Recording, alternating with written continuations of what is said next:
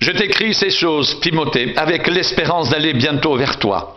Mais si je tarde, tu sauras comment il faut te conduire dans la maison de Dieu, qui est l'église du Dieu vivant, la colonne et l'appui de la vérité, et sans contredit. Le mystère de la piété est grand. Dieu a été manifesté en chair, justifié par l'Esprit, vu des anges, prêché aux nations, cru dans le monde, élevé dans la gloire. Mais l'Esprit dit expressément que dans les derniers temps, quelques-uns abandonneront la foi pour s'attacher à des doctrines séductrices et à des doctrines de démons, par l'hypocrisie de faux docteurs, portant la marque de la flétrissure dans leur propre conscience.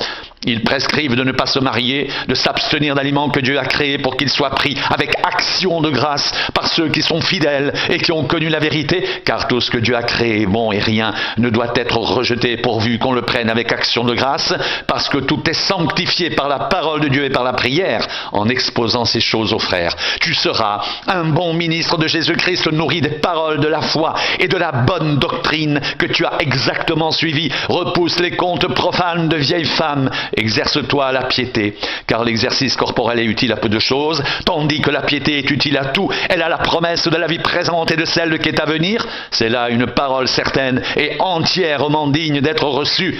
Nous travaillons en effet et nous combattons parce que nous mettons notre espérance dans le Dieu vivant, qui est le sauveur de tous les hommes, surtout des croyants. Déclare ces choses et enseigne-les, que personne ne méprise ta jeunesse, mais sois un modèle pour les fidèles, en parole, en conduite, en amour, en foi, en pureté, jusqu'à ce que je vienne. Applique-toi à la lecture, à l'exhortation, à l'enseignement. Ne néglige pas le don qui est en toi et qui t'a été donné par prophétie, avec l'imposition des mains de l'Assemblée des anciens. Occupe-toi de ces choses, donne-toi tout entier à elles, afin que tes progrès soient évidents pour tous. Veille sur toi-même et sur ton enseignement, persévère dans ces choses, car en agissant ainsi, tu te sauveras toi-même et tu sauveras ceux qui t'écoutent.